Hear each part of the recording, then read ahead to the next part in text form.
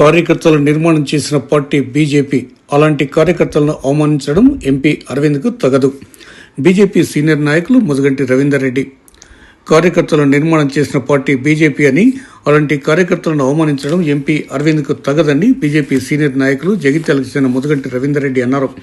జగిత్యాల జిల్లా కేంద్రంలో నిర్వహించిన విలేకరుల సమావేశంలో సోమవారం సాయంత్రం 5 గంటల ప్రాంతంలో ముదిగంటి రవీందర్ రెడ్డి మాట్లాడుతూ, సిద్ధాంతం కోసం ప్రాణత్యాగాలు చేసిన రామన్న, గోపన్న, జితేందర్ రెడ్డి, మధుసూదన్ గౌడ్ మాకు ఆదర్శమని అన్నారు.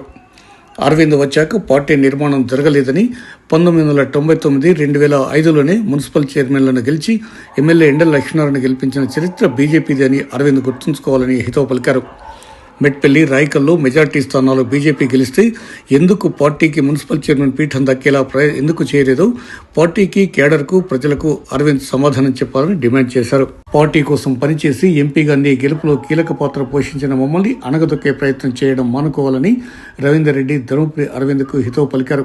కార్యకర్తలు అధైర్యపడవద్దని, అందరం కలిసి పార్టీని నిలబెట్టుకోవాల్సిన అవసరం ఎంతైనా ఉందని అన్నారు. మన మౌనం వల్ల పార్టీకి నష్టం వాటిల్లే ప్రమాదం ఉందని కార్యకర్తలు గమనించాలని కోరారు. తాము పార్టీలో ఉన్నామని, ఉంటామని, తమ పార్టీ రాష్ట్ర అధ్యక్షులు రామచంద్రరావు నాయకత్వంలో పార్టీ బలోపేతం కోసం కృషి చేస్తామని రవీందర్ రెడ్డి సందర్భంగా స్పష్టం చేశారు. విలేకరుల సమావేశంలో బీజేపీ సీనియర్ నాయకులు ACS Raju, councillor Aravalakshmi, JT Srinivasarao, Ankari Sudhakar, Lingareddy, Thakur Kishore Singh, Goyikar Mahender, Godishala Nagaraju, Burra Pramod, Kurmachalam Satish, Bittu తదితరులు ఉన్నారు. మేము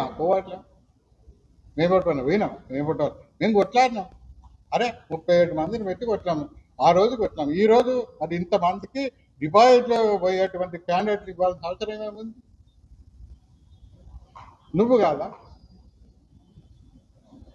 ఎందుకు నువ్వు ఇన్వాల్వ్మెంట్ ఇంత? అసలు నువ్వేమనుకుంటున్నావు? నువ్వు డిక్టేటర్వా?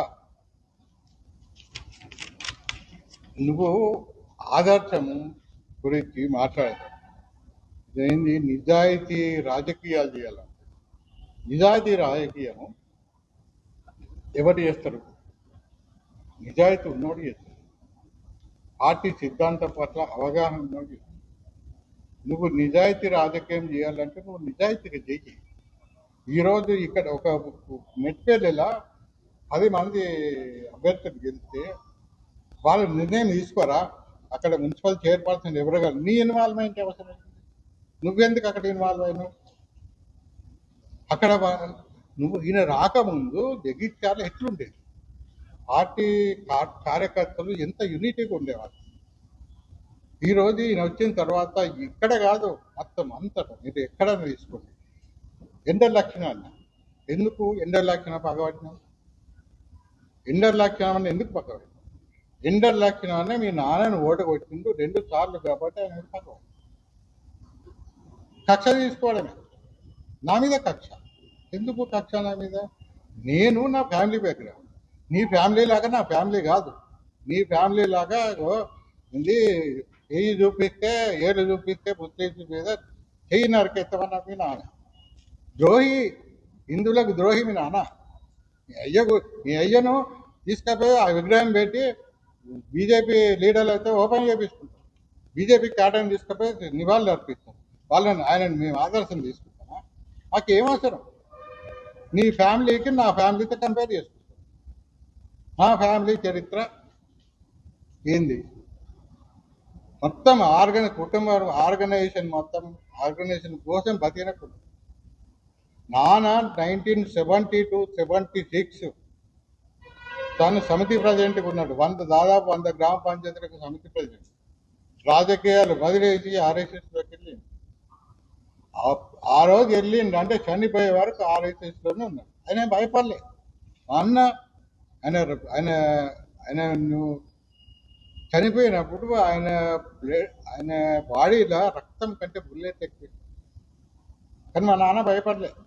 తిరిగిండు, దేశమంతా తిరిగిండు. నాన్న ఒక్కరోజు టూర్లో కలిసిన వ్యక్తులు నీ జీవితంలో కలిసి ఉండరు. అంతమంది అటువంటి చరిత్ర మా అది మా అటువంటి చరిత్ర ఉన్నవాళ్ళు ఉండకూడదు. ఆయన ఎండ లక్షణం నాన్నను కొట్టి ఉండకూడదు. ఇది ఆయన మమ్మల్ని టార్గెట్. ఇప్పుడు నా మీద కక్ష ఉంది, పెట్టుకో, అంతే కొట్టాడు. అంత సీనియర్లు అందరూ ఏం చేశారు? అందరూ